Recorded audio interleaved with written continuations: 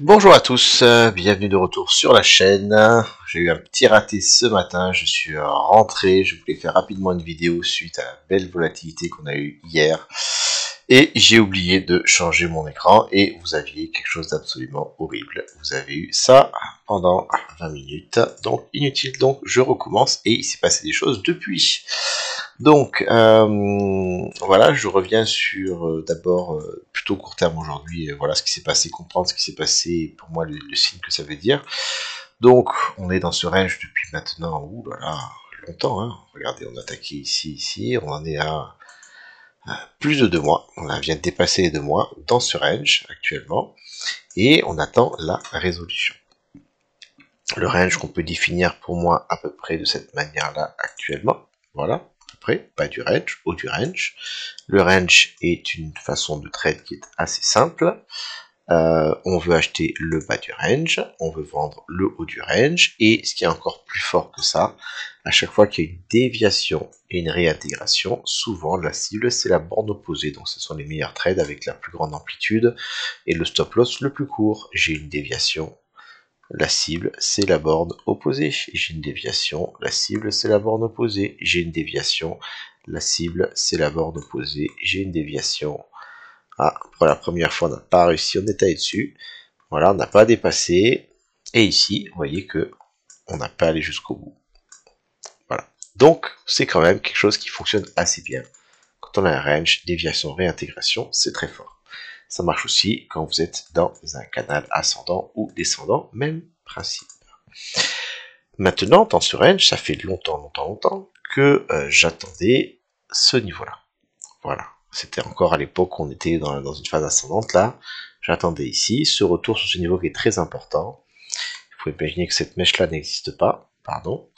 Et donc ce niveau, c'était la prise de ces liquidités du range, les 90 000 psychologiques, l'extension, une extension baissière qui n'existe plus, les liquidités et un support daily. Voilà. Qui était là, ce support daily qui était ici. Voilà. Pour moi, c'était vraiment une zone d'intérêt. Et j'ai été frustré longtemps parce qu'on n'a pas touché, on a dû prendre ses liquidités, mais on n'a pas touché mon niveau. On est repassé au-dessus, on n'a toujours pas touché, et donc je commençais vraiment à impatienter. La deuxième chose qui commençait à me poser des problèmes, c'est que quand on revient tester un support, plus on le travaille, plus, regardez, on descend à l'intérieur, et plus potentiellement il s'affaiblit. Et ça peut déboucher sur, hein, j'en ai parlé, potentiellement, et c'est toujours pas invalidé, un rounded top, donc un top rond qui débouche sur une cassure et un retour au support précédent, 73 000. Voilà, donc plus on travaille ce support, plus cette probabilité augmentait. Alors que quand on était ici, c'était encore un endroit très intéressant. Donc c'était le souci. Par rapport à ça, personnellement, je suis sorti en partie ici, à cette réjection, qui était une réjection sur un niveau important. On était sur le 0,66, on en reparlera bientôt, ok. Et j'étais sorti à la perte de la zone basse, par là, à nouveau. Et j'attendais mon niveau. Niveau qui est arrivé enfin ce soir. Maintenant, je vais venir sur du un peu plus court terme, ça va être là, voilà, pour vous dire qu'il y a une différence quand on arrive sur un bottom entre selon la forme qu'il a. Ça, c'est différent de ça. Ça, c'est beaucoup plus intéressant que ceci. Pourquoi? Alors, hein, vous voyez ici la mèche là, beaucoup plus forte, cette mèche là aussi, beaucoup plus forte que quand on fait un bottom où on prend du temps. Il faut comprendre que on revient encore une fois sur une notion de liquidité.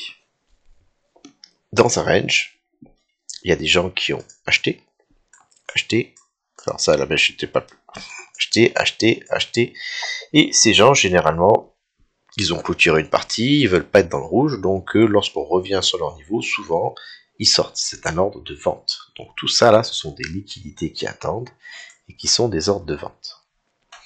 Pour les gros acteurs du marché, ceux qui ont beaucoup d'argent, qui veulent rentrer sans que le prix monte tout de suite, ils ont besoin de ces liquidités, ils ont besoin de passer leurs ordres d'achat dans un endroit où il y a beaucoup d'ordres de vente pour qu'ils puissent remplir leur ordre. Alors vous n'imaginez pas que ça existe, mais s'il y en a qui ont du mal à acheter autant de bitcoin qu'ils voudraient sans que le prix monte, et donc ce sont sans des zones de liquidité qu'ils peuvent remplir leurs ordres pour pouvoir ensuite avoir ce qu'ils veulent, et c'est là généralement que on fait une inversion de marché. Et donc, on avait cette zone de liquidité qui était en dessous. Ce qu'il faut bien comprendre, c'est que ces liquidités, elles ne peuvent pas marcher 50 000 fois. Parce que lorsqu'on arrive dessus, une fois que les liquidités ont été prises, une fois que tous les gens qui avaient leur stop loss là ont été percutés, ils n'ont plus ces stop loss. Les stop loss, les trades sont clos.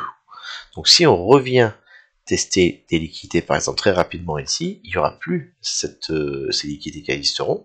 Donc il ne pourra pas y avoir d'acheteurs qui rentrent de manière massive et on est généralement là après sur une cassure baissière. Si on revient tester trop vite, c'est bear. À garder en tête. Donc ces liquidités, généralement, ça ne marche qu'une fois. C'est pour ça qu'après, on prend les liquidités et après on va revenir créer des liquidités en faisant ces bottoms là qu'on peut ensuite venir prendre pour après encore avoir un renvoi. Le marché construit des liquidités dans un range. Ces liquidités sont très importantes parce que c'était les premières qui avaient été créées ici et que j'attendais depuis longtemps. Je vais venir maintenant sur du plus court terme. Voilà, on revient maintenant pour comprendre ce qui se passe sur ces liquidités. Regardez ici la différence. Ici, on est venu dessus. Et quand on est venu, là, je suis en 15 minutes. On a mis plusieurs minutes, voire plusieurs heures à venir sur ce niveau. Là, on n'avait pas eu de pic de liquidation. Donc ça, c'est comme il n'y a pas eu de liquidation, ça veut dire qu'il n'y a pas forcément de volume. On va mettre le volume. Regardez le volume. Il y en a eu un peu, mais pas suffisamment pour que des gens puissent rentrer massivement. Et là, sur cette bougie-là, on a eu beaucoup plus de volume. Si je viens carrément en une minute, regardez la différence. Toute cette partie-là là, qui était molle, elle est ici. Et ça, c'est en une minute ce qui s'est passé. Le prix est venu. On a une première liquidation ici. Deuxième minute, en 3 minutes, on a eu un mouvement important de presque 2%. Et surtout là, lorsque vous voyez quelque chose qui va aussi vite vers le bas, c'est que on a eu nos liquidations. Pour que le prix bouge, ce sont uniquement des ordres au marché qui font bouger le prix. Hein, les ordres limites ne font pas bouger le prix. Donc ici, forcément, c'était de la vente au marché. Vente au marché, vente au marché, vente au marché, vente au marché, vente au marché, vente au marché. Soit des gens qui avaient leur stop qui ont été percutés, soit des gens qui ont paniqué, qui disaient ok, j'y crois plus, ça marche pas, et qui vendaient dans la panique. Dans tous les cas, ce sont des ordres de vente. Et ce qui est très intéressant, c'est qu'il se passe deux choses quand vous avez ça. Vous pouvez soit avoir que des vendeurs, il n'y a pas d'acheteurs, et ben on casse, et puis c'est parti, on va à 73 000. Hein, c'est ce qui arrivera un jour à un moment donné, quand on redeviendra baissier, ce sera bear market, ce sera cassure sur cassure sur cassure sur cassure, il n'y a plus d'acheteurs, c'est terminé. Voilà. Mais là, autant il y a eu beaucoup de vendeurs ici, autant ça s'est renversé très vite. Et pareil, pour que le prix monte, ce sont uniquement des ordres d'achat. Donc ici, ce niveau était attendu, et vous avez du volume, de la smart money, qui a payé dans la hausse, avec certainement des systèmes automatisés, c'était attendu, et donc les acheteurs sont venus, et on a renversé. Personnellement, tant que j'ai pas vu ça, et surtout le rebond, je n'ai aucune certitude lorsqu'on va venir sur ce niveau qu'on ait un rebond bullish et qu'on reparte à la hausse. On aurait très bien pu casser et puis valider la structure baissière et partir dans les limbes et le sang. Voilà. Et donc, comment est-ce qu'on traite ce genre de choses? Eh ben, on cherche nos liquidités. Voilà. Et lorsque on dévie du niveau, en plus dans la daily, et qu'après on réintègre, et ben on a un bon ordre d'achat. Déviation, on achète à la réintégration. Je suis rentré à peu près par ici. Voilà, un peu par là, parce que c'était un petit peu après que je me suis réveillé. Et ensuite, on voit qu'on a une structure bullish qui se met en place avec de la continuation. Donc, niveau très important, et surtout, ce qu'il faut comprendre pour moi, c'est que maintenant que ce niveau a été pris, maintenant qu'on a pris liquidité du bas, il ne faut plus, pour moi, que l'on revienne sur ce niveau. Vraiment, il faudrait éviter, parce que là, on augmenterait la probabilité de la cassure vers le bas. Maintenant, il va falloir créer quelque chose de bullish, il va falloir casser des résistances, casser des résistances, casser des résistances, et vraiment sortir vers le haut, si on veut espérer avoir encore un bull run qui continue, et qu'on aille chercher, non pas du 108, mais du 110, 115, 120, je ne sais pas. Voilà, donc ça c'est un niveau qui est important. Par rapport à ça, donc, excusez-moi, oui, petite remarque également, quand vous avez de la volatilité comme ça, même si je me prends une minute, ok, je répète quelque chose qui est important, le VWAP. Regardez, c'est l'indicateur qui est ici. Lui, il est là. Voilà. Celui-ci, vous le prenez sur le pic. Et généralement, si vous avez raté l'autre entrée et que vous voulez pas attraper en pleine hausse, il vous donne une bonne notion de support. Donc je suis ici en 15 minutes, j'ai eu ma mèche de liquidation et regardez le VWAP, support, support. Et actuellement, il est là à 93 000, on est bien au-dessus. Ok.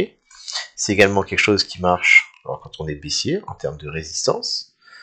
Je vais venir ici en 1 heure, regardez.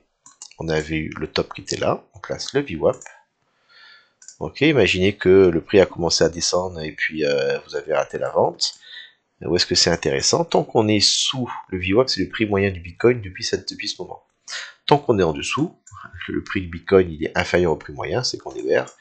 Et vous voyez que là, il y a fait des zones intéressantes de vente. Et tant qu'on est dessous, boum, boum, boum, résistance, résistance. Première touche ici encore, résistance, résistance, résistance. Et ici, pour la première fois, franchi, support et continuation. Donc là, on a franchi une première fois une résistance en support. Ça, c'est intéressant. Ok, donc petit conseil pour vous, quand vous avez raté le move, le VWAP parfois, 2-3 heures après, un jour après, il peut encore vous donner des entrées intéressantes. Maintenant, où est-ce qu'on va? Alors, il va falloir réfléchir en termes de... On va retrouver nos cartes. Voilà, on va être ici. En termes de résistance à franchir. Où sont nos résistances? On reprend notre range. On va enlever les liquidités pour l'instant qui sont ici. J'ai mon range en bas, j'ai mon range en haut. J'ai la daily du coup qui a été touchée, elle n'existe plus. Il n'y a plus rien ici, ça a été percuté. J'ai une weekly ici qui n'a pas été touchée encore.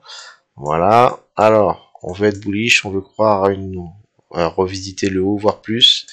Voilà, les choses à vaincre. D'abord, ce matin, mais c'est franchi depuis. Vous voyez toute cette zone ici, là, généralement, cette zone des 94 000, c'était une zone de trafic. On l'a franchi, c'est un bon premier signe. Ok. On a une trendline forte à casser, c'est celle-ci. Ça, c'est une trendline baissière, d'accord. Ça, c'est quelque chose qu'il faut qu'on pète.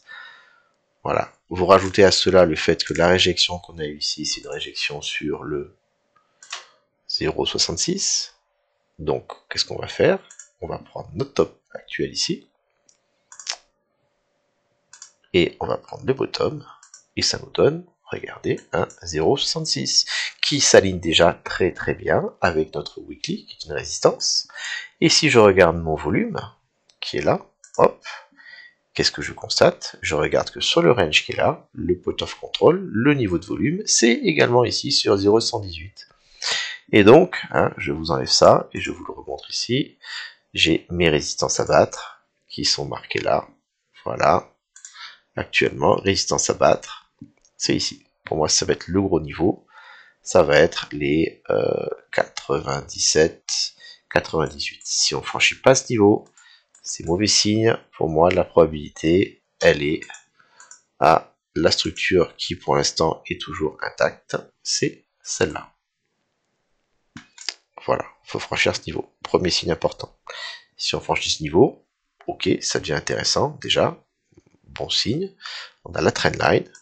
Si on franchit cette trendline, il nous reste celui-ci. Hein, mais là, ça va commencer à sentir bon, puisqu'on aura déjà fait quand même plusieurs signes boules, plus le fait qu'on ait pris liquidité du bas. Je commençais vraiment à croire qu'on va venir ici, où en plus, on a des liquidités qui nous attendent, puisque ici, regardez, ce sommet-là n'a pas été repris ici, juste en dessous. Donc là, il y a des liquidités qui attendent. Là, le marché, il adore faire ça. On peut faire ça éventuellement, tout à fait possible, mais en tout cas, là, on a une zone d'intérêt.